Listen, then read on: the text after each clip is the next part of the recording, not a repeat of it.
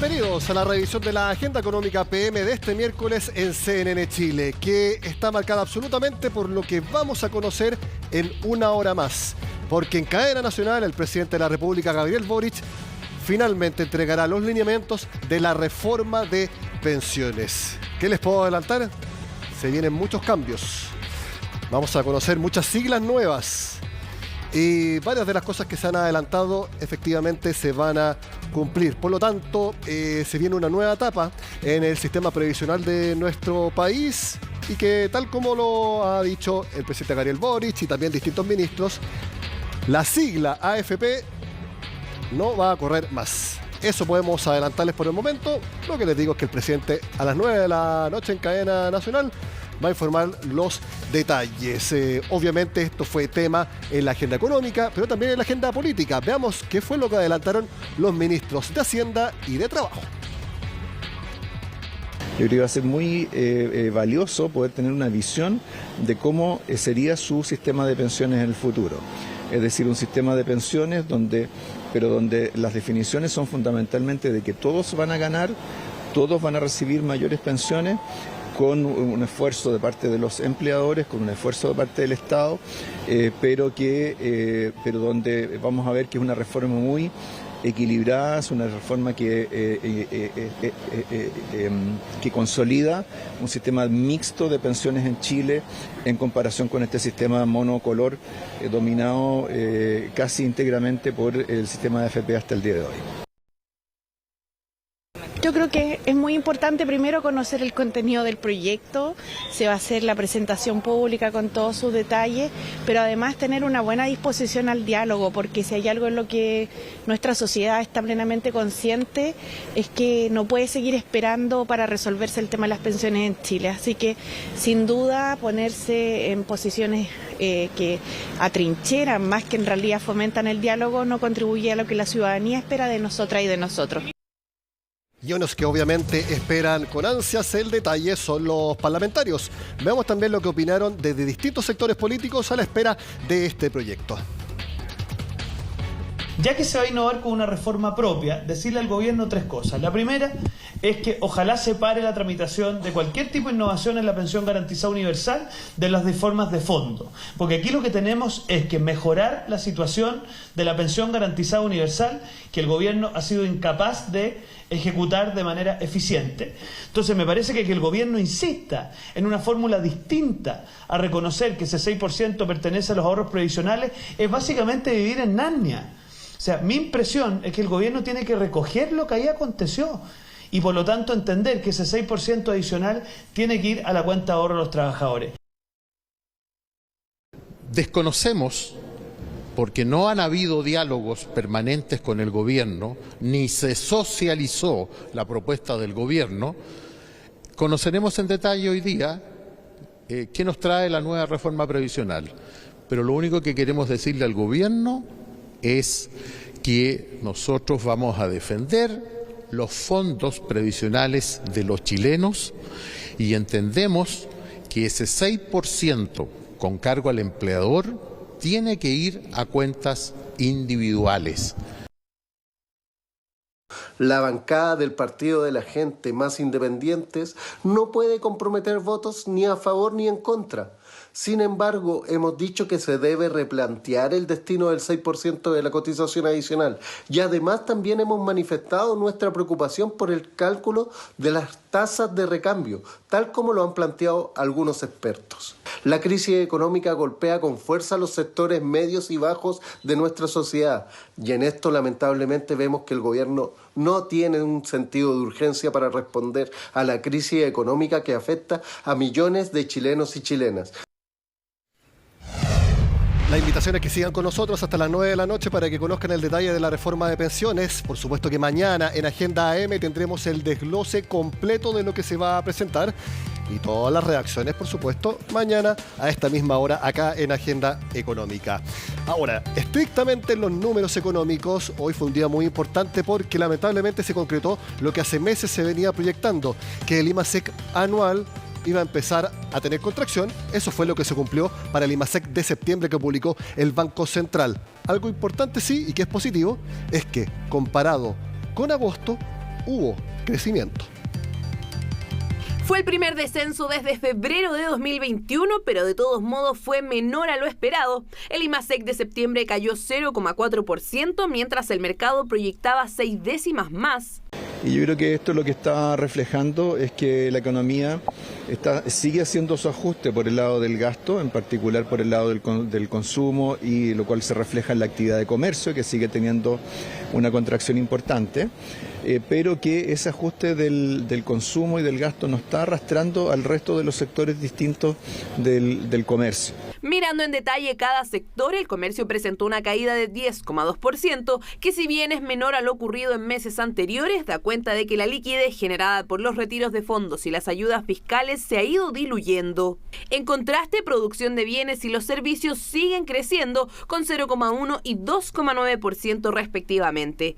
Estos últimos empujados mayoritariamente por los servicios educacionales, asociados a su vez a la reapertura completa de la economía. Recordemos que servicios comenzó su recuperación mucho más tardíamente, digamos, en la medida que se fueron flexibilizando las restricciones sanitarias, digamos, y ha mostrado una inercia todavía mucho más sostenida, digamos.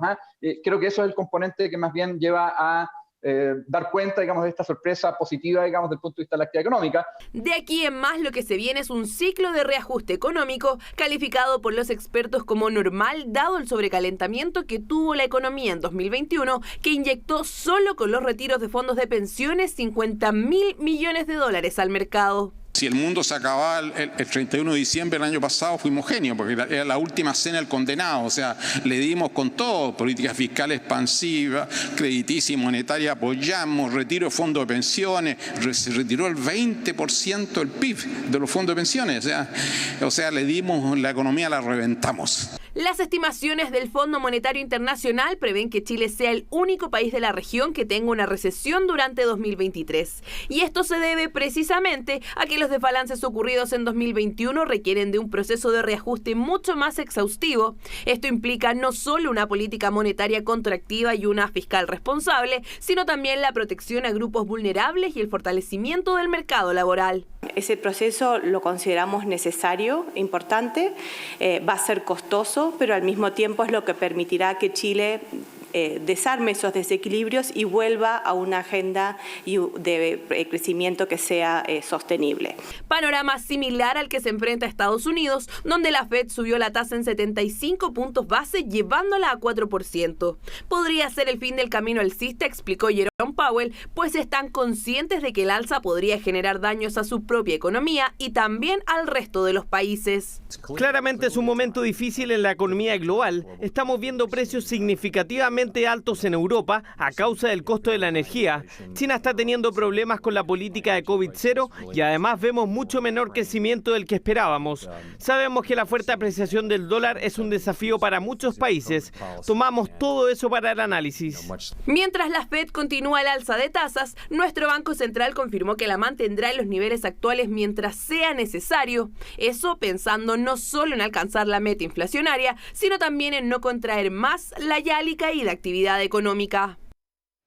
Revisamos el crecimiento desestacionalizado, que es porque yo les decía que hubo alza en el PIB respecto a agosto. Veamos el detalle de lo informado por el Banco Central. Como vemos en la gráfica, desde aproximadamente marzo de este año empezaron las bajas sostenidas. En marzo se creció 1,6% respecto a febrero. Luego solamente caídas hasta julio, pero hubo alza en agosto respecto a julio. Y ahora sigue habiendo alza en septiembre respecto a agosto. Por eso también el ministro de Hacienda decía que esta desaceleración o posible recesión ha sido, o el trayecto hacia ella ha sido más suave de lo esperado.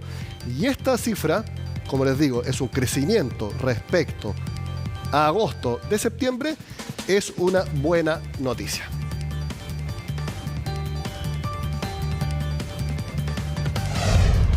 Otra noticia importante es que el comité de la CPC, que reúne a los distintos gremios sectoriales, tiene un candidato en común para reemplazar a Juan Sutil. Me refiero a Ricardo Meues, por lo que la deuda que podríamos decir de la CPC de tener a alguien del comercio podría ser saldada en las elecciones de un mes. Así recibió la nominación el líder gremial del comercio.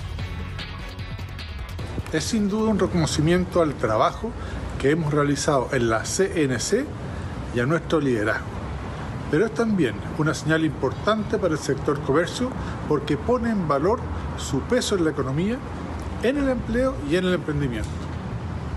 El consenso del empresariado en torno a la presidencia es una muestra importante de unidad del mundo privado para disponernos a trabajar por los desafíos que enfrenta el país, donde no cabe espacio para las confrontaciones. Hacemos la pausa en Agenda Económica y al regreso seguimos respondiendo la pregunta de por qué Chile será el único país de toda la región que va a caer el próximo año. Conversamos este miércoles en detalle y a fondo con la jefa de la misión del Fondo Monetario Internacional para nuestro país y hablamos de crecimiento, inflación, tasa de interés y también de la reforma de pensiones que en menos de una hora vamos a conocer. Al regreso acá en Agenda Económica.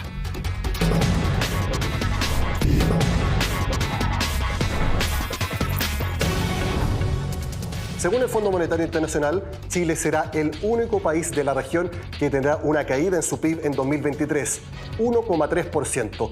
¿Por qué seremos los únicos con contracción? Es parte de lo que hablaremos con la jefa de misión del FMI para Chile, Ana Corbacho. Ana, gracias por estar en Agenda Económica. ¿Qué tal? Mucho gusto. Ana, la pregunta está planteada. ¿Por qué Chile será el único país que tendrá una caída en su PIB el próximo año? Antes de hablar del próximo año, déjame hablar de este año. Y eso es lo que explica por qué para el año próximo estamos esperando un crecimiento negativo para Chile. Chile tuvo una recuperación de la pandemia realmente muy exitosa, muy fuerte, muy rápida, pero esto generó cierta acumulación de desequilibrios macroeconómicos y en particular una brecha de producto, un nivel de actividad por encima del potencial muy importante, presiones inflacionarias y una acumulación en el déficit de la cuenta corriente externa. Lo que requirió esto es un giro de la política macroeconómica hacia mucha más restricción para poder contener la demanda. Lo que esperamos para el año próximo es que dado de esta trayectoria de gran crecimiento haga falta que entonces la economía transite hacia un potencial más sostenible y por tanto vamos a necesitar un crecimiento económico muy bajo el meletente. En resumen, lo que impulsó a la economía chilena en los últimos 2 años fue tanto gasto que al final eso lleva a que tengamos esta caída y que seamos los únicos el próximo año.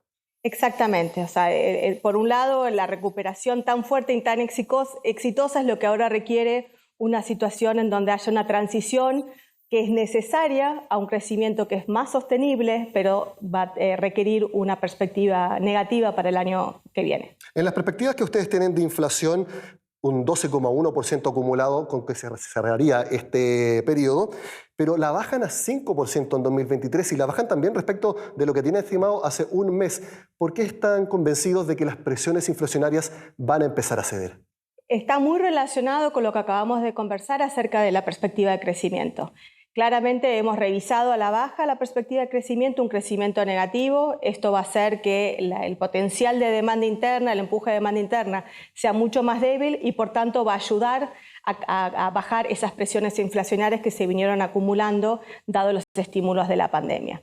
Entonces, por un lado, sí, el crecimiento va a ser mucho más débil, pero al mismo tiempo esperamos que las presiones inflacionarias realmente empiecen a bajar y por tanto converger a la meta de inflación de aquí a 2 años. Y este mayor gasto también explica que, si bien hay países que tienen más inflación que Chile, están los ejemplos de Argentina, de Venezuela y otros, de todas maneras el país está por sobre la media. No el promedio, sino que estoy hablando de la media de la mayoría de los países que tienen una inflación menor. ¿También es por el mayor gasto que Chile tiene una inflación particularmente mayor que los países de la región? También ha habido otros componentes que son idiosincráticos a Chile. El peso ha tenido una depreciación que ha sido fuerte, la recuperación económica ha sido más fuerte. Esto ha llevado a un proceso inflacionario más persistente y que por tanto ha elevado la tasa de inflación que estamos viviendo en este momento. Creo que lo más importante es focalizarse en lo que esperamos a futuro, tanto en crecimiento como en inflación. Y en la parte de inflación lo que hemos hecho es revisar hacia baja la proyección de inflación porque lo que estamos apostando es que este proceso de ajuste de políticas macroeconómicas va a rendir cuentas en una menor inflación, que es muy beneficioso para la población. Hablemos de uno de esos ajustes. La tasa de interés, el Banco Central de Chile la elevó a 11,25%, pero ya mencionó que ese sería el nivel máximo. ¿Ustedes están de acuerdo con el timing de que el Banco Central lo haga ahora y que también lo haga y se mantenga? Lo que vemos es que lo que ha anunciado el Banco Central es completamente consistente con la aspiración de llevar la tasa de inflación a futuro a converger al 3%, que es la meta que tiene el Banco Central. En ese escenario base, la política monetaria que planteó el Banco Central es completamente consistente. Lo que sí vemos es todavía riesgos al alza. Podría haber aún sorpresas que sean al alza de la inflación, dado que hay todavía mucha inercia en el sistema. De hecho, el crecimiento acaba de sorprender nuevamente, siendo un poquito más positivo, más potente de lo que se esperaba. Y por tanto, de surgir esos riesgos al alza de la inflación, eso requeriría mantener una política monetaria restrictiva por un tiempo más prolongado. El que la Reserva Federal de Estados Unidos haya subido este miércoles nuevamente la tasa de interés en 75 puntos base, lo esperaba el mercado. Por lo tanto, esa no es una sorpresa de la que mencionaba. Eso no sería una sorpresa, eso ya está incorporado en los escenarios base. Es una cuestión más de ver justamente cómo va recalibrando también el sector privado en sus patrones de consumo, cómo va reaccionando también las tasas de intercambio entre el peso chileno y el dólar, y eso podría generar algún tipo de sorpresa que no esté necesariamente reflejado todavía en nuestras proyecciones. Pero nuestro escenario base, repito, es un escenario en donde la política tanto fiscal como monetaria ha ayudado a bajar esos desequilibrios y va a permitir que la economía chilena vuelva a una senda sostenible con una inflación cercana a la meta. Hablemos de otro ajuste que es muy importante, que tiene que ver con la política fiscal, porque ya lo hemos visto, el gobierno anunció que para el presupuesto de 2023 se va a subir el gasto público en 4,2%. Ana, ¿qué le parece al FMI esa alza en el gasto fiscal? Parte de esa alza en el gasto fiscal refleja el aumento de la cobertura en la pensión básica universal, o sea, ese es gasto que hay que afrontar dentro del presupuesto. La otra parte donde hay dinamismo, si se quiere, del gasto público es una ambición de concretar proyectos de inversión pública que son muy necesarios y que ayudarían también a apuntalar el potencial de la economía futuro, pero sí vemos un desafío, el hecho de que el año próximo la política monetaria va a tener que seguir siendo muy estrecha para poder contener las presiones de inflación en un contexto en donde el presupuesto tiene ciertas áreas de gasto que son un poco más dinámicas. Ahí lo fundamental va a ser seguir apuntando a una política fiscal de mucha responsabilidad. Eso ya se ha demostrado este año, el año 2022, con un ajuste fiscal sumamente importante que apuntaló y ayudó a la estabilidad macroeconómica, y esperaríamos que a futuro esa responsabilidad fiscal continúe con el compromiso que hemos visto hasta ahora. El gobierno estima que para 2027 se alcanzaría el tan anhelado equilibrio estructural, es decir, que no haya ni déficit ni superávit, 0%. ¿Concuerdan con esas proyecciones en el FMI? Nuestras proyecciones macroeconómicas coinciden con eso. Lo que va a requerir alcanzar esas metas es justamente continuar con una política fiscal de disciplina, de responsabilidad, fundamentalmente también focalizando el apoyo en aquellos sectores que tienen todavía exposición a vulnerabilidades, los hogares más pobres, aquellos que han sido muy afectados por la pandemia, dentro de un marco fiscal que sea responsable. Obviamente que ir equilibrando la balanza fiscal lleva a que también se controle el alza de la deuda pública, que ha subido mucho en nuestro país. De hecho, la deuda bruta, el FMI espera que suba para Chile a 36,9% en 2023. Y el gobierno espera que para 2027 ya se estabilice en 38,9%, luego de tener un pic algo por sobre el 40% en 2026. Esa trayectoria también está alineada con lo que ustedes ven igualmente que la del balance estructural. Allí 2 puntos a resaltar. Uno, que el nivel de deuda pública de Chile sigue siendo bajo en términos relativos al escenario internacional. Y eso es una fortaleza de la economía chilena porque permite justamente tener todavía espacio, de ser necesario, de usar la política fiscal de manera de apoyar al crecimiento si hiciera falta. Entonces eso es una parte muy importante que tiene que ver con la situación de hoy. A futuro lo que esperamos es que la situación fiscal se siga manteniendo, como dijimos, en un patrón hacia el equilibrio estructural, y esto permitiría estabilizar el nivel de deuda pública en Chile por debajo de un 40%. Eso es donde nosotros tenemos nuestro escenario base, que todavía estaría con una holgura con respecto a los objetivos que se planteó el gobierno de tener siempre un ratio de deuda pública con respecto al PIB por debajo del 45%. Ana, en algunos minutos más el gobierno va a presentar en cadena nacional la reforma de pensiones y obviamente el Fondo Monetario Internacional está muy atento a ello. Lo hablaba, por ejemplo, del gasto fiscal en la pensión garantizada universal. ¿A usted le parece que el hecho de que el gobierno la quiera subir a 250.000 pesos durante este periodo de administración es algo positivo? Y si avanzar hacia una cobertura universal mediante impuestos generales de la nación es la mejor fórmula para hacerlo. En primer lugar, creo que la aspiración de tener una cobertura de la pensión que llamaríamos solidaria es sumamente importante. Lo clave es conseguir un financiamiento que sea sostenible y que permita justamente ampliar esa cobertura sin generar riesgos de índole fiscal o de índole macroeconómica. El hecho de que esté financiada por impuestos generales ayuda a que no haya una distinción entre lo que pueden ser impuestos al sector formal o al sector informal y permiten entonces no tener ese desincentivo adicional, si se quiere, que puede surgir cuando se financian las pensiones con el impuesto al trabajo. En términos de la aspiración de poder abarcar a más familias y tener un nivel de pensiones más elevado en la PGU, aquí lo fundamental es justamente la movilización de recursos fiscales que sean de carácter permanente para permitir la convergencia fiscal de mediano plazo de llegar a un balance estructural de aquí a los próximos 5 años. Se ha hablado de un aumento de la cotización individual de 6%. La gran duda que vamos a saber pronto es si será todo a un fondo común o si será mitad a un fondo común, mitad a cuentas individuales, porque es muy poco probable que el gobierno presente una propuesta que vaya solamente a cuentas individuales. Y esa es la pregunta, y con relación a lo que me comentaba recién, ¿es mejor que la solidaridad sea a través de impuestos generales o ustedes creen que también es bueno que haya parte de las cotizaciones que hacemos todas las personas que también vayan a un fondo común? Déjame tomar un paso atrás y transmitirte cuáles creemos son los principales objetivos que debiera abarcar la reforma previsional. Hablábamos recién del pilar solidario, que abarca lo que llamaríamos las pensiones mínimas, pero ciertamente hay un nivel muy inadecuado del nivel de pensiones también en los sectores de ingreso medio de la población chilena.